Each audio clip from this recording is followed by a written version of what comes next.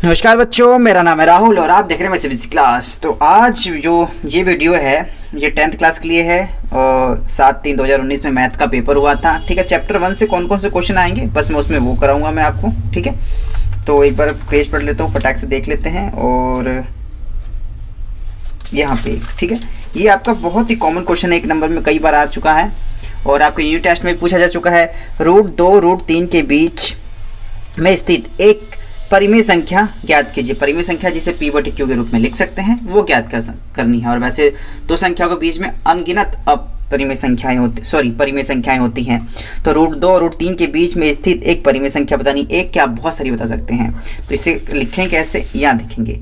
तो √2 का जो मान होता है 1.41 लगभग और √3 का मान होता है 1.73। ठीक है, तो इसके बाद की और इससे पहले एक संख्या लिख देंगे। तो 1.4 तो 1.5 ले लेता हूँ और 1.7 के अंदर ही है। तो 1.5 1.6 1.61 1.62 1.55 ये सारी एक परिमेय संख्या है। ठीक है, जो √2 √3 के बीच में अंदर आती है। लेकिन √2 √3 की वैल्यू आपको याद करनी पड़ेगी। 1.414 है, लगभग में होती है। 1.7321 ऐसे ही होता है, आपको इसे आपको याद करना पड़ेगा। ठीक है, हो सकता है इसे 4 5 ठीक है, और भी यहाँ पे 4 से पहले है 6 भी ले सकते हैं, 5 भी ले सकते हैं। 5 है तो और भी लिखना है 1.5 2 3 6 2 8 कोई भी लिख सकते हैं, क्योंकि 1.5 4 के बाद वाली संख्या है और √3 से पहली वाली संख्या, तो बीच वाली संख्या हो जाती है। तो सिंपली आप छोटा सा भी लिख सकते हैं, बड़ा सा भी लिख सकते हैं। ठीक है, इस प्रकार से क्वेश्चन नंबर 6 आया था आपका, ये आपका हो जाता है। ये आपका फिलहाल 1 नंबर के अंदर ही चल रहा है। ठीक है, 1 से लेकर 6 तक प्रत्येक 1 अंक में है। ये आपका 1 नंबर का था।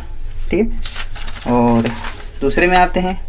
ठीक है, और ब में 2 अंक के हैं। ठीक है, 7 से 12 तक में, और इसमें आपको क्वेश्चन नंबर 7 में आया हुआ है। मैं चैप्टर नंबर 1 से बता रहा हूँ, आपके चैप्टर नंबर 1 में कौन से सवाल आए हुए हैं बस वही बताऊंगा।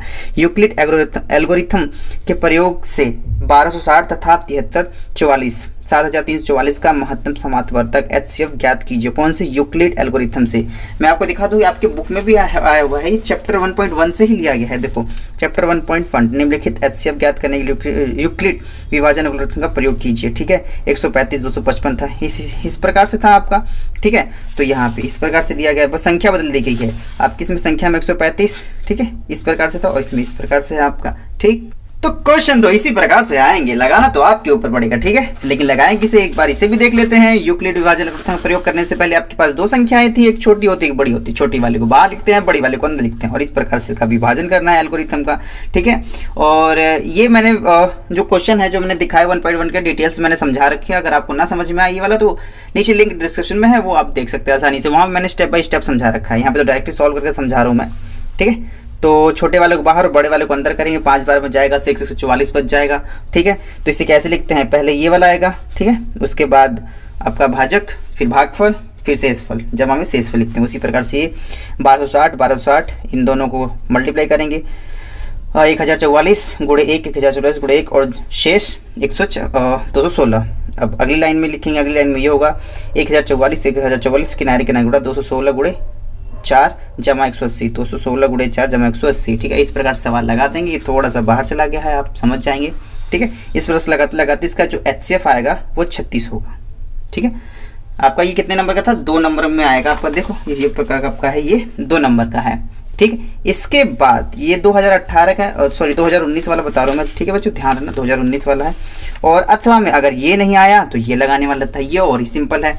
दर्शाइए कि प्रत्येक विषम पूर्णांक 4q + 1 अथवा 4q + 3 के रूप में रूप का होता है जहां q कोई पूर्णांक है। इस प्रकार के क्वेश्चन भी हम सॉल्व कर चुके हैं। अगर मैं आपको ये दिखाऊं, ठीक है, कोई पूर्णांक है, देखो दर्शाइए कि यदि कोई धनात्मक विषम पूर्णांक 6q + 1 या 6q + 3 या 6q + 5 के रूप का होता है जहां q एक पूर्णांक है। तो यहाँ 6q + 1 6q + 3 6q + 5 के रूप में ले लिया गया है। ठीक है, और यहाँ पे आपका 4q + 1 के रूप में, 4q + 3 के रूप में। ठीक है, तो सीधी सी बात है, ये भी उसी आपका NCERT जैसे। देखो अगर NCERT वाले क्वेश्चन आपने लगा रखे हैं तो ये भी इसी से भी आसानी से लगा लेंगे, और वो मैंने समझा दिया है अच्छे से, लिंक डिस्क्रिप्शन में, वहाँ से जाके देख सकते हैं। ये समझाने के लिए मैंने इसे अलग से यहाँ पे सॉल्व किया है। ठीक है, इसे आप देख सकते हैं यहाँ से 10th बोर्ड 2019 में। ठीक है, माना ए कोई धनात्मक विषम पूर्णांक है जहाँ b = 4 हो जाएगा आपका। और मैं कह रहा हूँ ये सवाल मैंने प्रश्नावली समझाते समय 1.1 में समझा दिया है बच्चों। ठीक है, अगर यहाँ पे समझाने से अगर ना समझ में आए तो वहाँ पे जाके देख लेना, क्योंकि वो वीडियो काफ़ी बड़ी थी। मैं इस वीडियो में 3 से 4 सवाल समझाऊंगा ताकि इस छोटी वीडियो में ज़्यादा समझा सकूँ मैं आपको।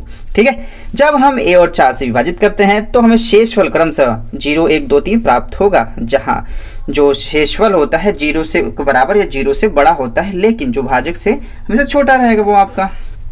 उसके बाद यूक्लिड विभाजन एल्गोरिथम से a बराबर बी क्यू प्लस आर, आपको पता है ना, किसी चीज़ में भाग देते हैं तो भाजक और भागफल को ऐड करते हैं, यही किनारे वाली इन दोनों किनारे को मल्टीप्लाई कर देते हैं और नीचे वाले को जोड़ देते हैं, तो वही वाला है। ठीक है, तो a बराबर 4q plus 0, 4q plus 1, 4q plus 2, 4q plus 3 के रूप में हो सकता है, लेकिन a एक विषम पूर्णांक है, इसलिए 4q प्लस 2 के रूप में नहीं हो सकता। ये दोनों 2 से विभाजित हैं, ये दोनों 2 से विभाजित, दिख रहा है ना, अच्छा 2 से विभाजित हैं, इसलिए कोई भी धनात्मक पूर्णांक 4q प्लस 1 तथा 4q प्लस 3 के रूप में होगा। ठीक है, इस प्रकार से लिख सकते हैं। आपका एनसीईआरटी का ही क्वेश्चन है, बस यहाँ पे थोड़ा सा चेंज कर दिया गया है।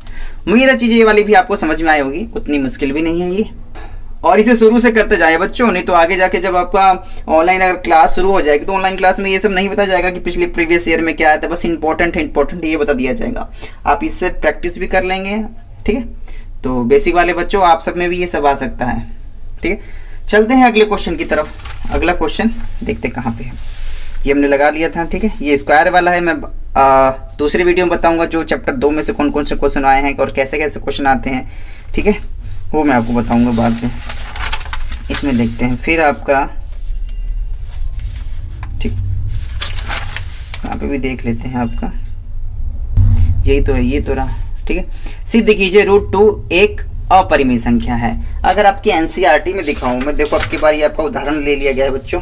ठीक है, अगर आप एनसीईआरटी में देखोगे अगर आप, ठीक है, तो देखो ये रहा, सिद्ध कीजिए √5 एक अपरिमेय संख्या है। इसे प्रीवियस ईयर वाले में 2018 वाले में देखो आया था, वो भी दिखा देता हूँ, अगर जिस भी बच्चे ने देखा तो देख लेना।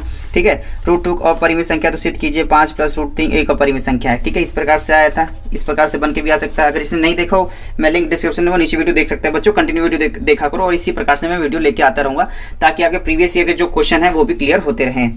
ठीक है, तो ये था। लेकिन अगर आप एक पेज पीछे पलटेंगे तो देखो एग्जाम्पल में ही दिया है, उदाहरण में ही है, उदाहरण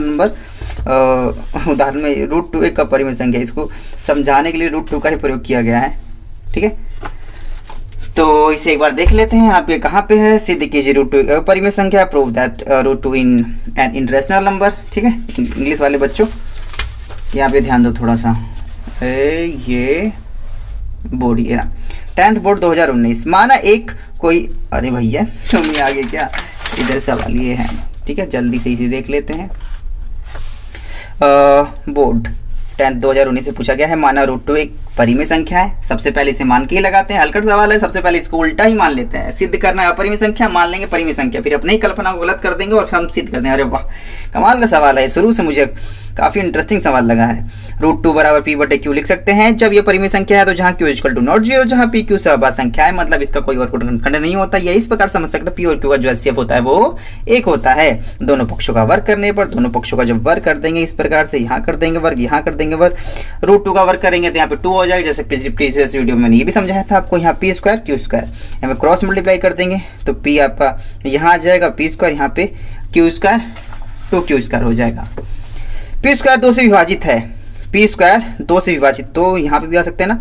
तो ये मैंने प्रीवियस देखो, हाँ पहले मैं बता रहा हूँ आपको, अगर आपको और ये ज़्यादा डिटेल से समझना है कि कैसे नहीं आया, फिर बता रहा हूँ। मैंने √5 समझाते समय सारी चीज़ें बताई, ये कंडीशन है तो क्यों है, ये कंडीशन है तो क्यों है, तो आप वीडियो जरूर देखें। 1.3 वैसे लिंक मैं नीचे दे रहा हूँ, वहाँ से भी आप आसानी से देख सकते हैं। बस यहाँ पे समझिए कि जो 2 है, या 2 लिखते हैं, 2 p² से विभाज्य कर देगा, तो 2 p को भी विभाजित करेगा, या तो 2 p से विभाजित होगा, ये विभाज्य होगा।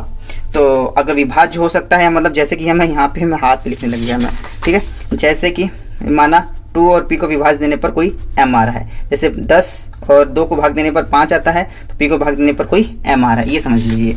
ठीक है, तो भाग देना p बराबर 2m आ रहा है आपका, जहां m एक पूर्णांक है। दोनों पक्षों का वर्ग करने पर अब की बार इन दोनों पक्षों का वर्ग कर देंगे, अब की बार दोनों पक्षों का वर्ग कर देंगे यहाँ पे, ठीक है। दोनों पक्षों वर्ग करने का p का p स्क्वायर हो जाएगा, 2 दूना 4, 4 का m स्क्वायर। p स्क्वायर का मान सिंगल नंबर 1 में रखने पर सिंगल नंबर 1 आपका यहाँ पे था, सिंगल नंबर 1 क्या है, p स्क्वायर बराबर 2q स्क्वायर, p स्क्वायर बराबर 2q स्क्वायर, ठीक है। यहाँ p स्क्वायर बराबर आपका था 4m स्क्वायर और 2q स्क्वायर का 2q स्क्वायर, ठीक है। यहाँ 2 स्क्वायर नीचे आ जाएगा, इसे काट देंगे हम, ठीक है। तो 2 एकम 2, 2 दूनी 4, तो 2m स्क्वायर, q स्क्वायर बराबर 2m स्क्वायर। तो यहाँ हम आसानी से लिख सकते हैं q स्क्वायर 2 से विभाज्य है तो q भी 2 से विभाज्य होगा। अब दोनों संख्या अब यहाँ पे यही हमने दिखा दिया कि p और q किसी और से विभाज्य नहीं हो सकते थे, लेकिन ये 2 से एक्स्ट्रा से विभाजित हो रहे हैं। तो ये आपकी जो हमने धारणा थी वो हमारी गलत धारणा थी, ठीक है। तो इसे कैसे सोल्व करेंगे, ये है आपका p और q दोनों 2 से विभाज्य हैं, जो हमारी कल्पना का विरोधाभास है, इसलिए √2 एक अपरिमेय संख्या है, ठीक है। उम्मीद है मैंने इसमें भी आपको समझा दिया है, और आप प्रैक्टिस करते रहेंगे इस चीज़ को और भी समझ जाएंगे आप। यहाँ पे ये वीडियो समाप्त हो जाती है। 2018 वाला चैप्टर 1 से क्या आया था वो भी हमने देख लिया, 2019 में चैप्टर 1 से क्या आया था वो भी देख लिया। अब 2020 में क्या क्या आया वो देखेंगे। पहले हम देखेंगे स्टैंडर्ड का ही देखेंगे, फिर बाद में बेसिक का, क्योंकि सब पहले एक जैसा सामान्य पेपर था, ये भी सामान्य मान के ही चलेंगे। फिर पहले स्टैंडर्ड में देखेंगे कि आपका क्या क्या आया था 2020 में, फिर आपका चलेंगे बेसिक में 2020 में क्या क्या आया था, ठीक है, 2020 में। तो उम्मीद है चीज़ें आपको मैं अच्छी कंटेंट प्रोवाइड करा रहा हूँ। चैनल से जुड़े रहने के लिए धन्यवाद। वीडियो अच्छी लगे तो लाइक करें। मिलते हैं तब से अगली वीडियो में, तब तक के लिए जय हिंद, जय भारत।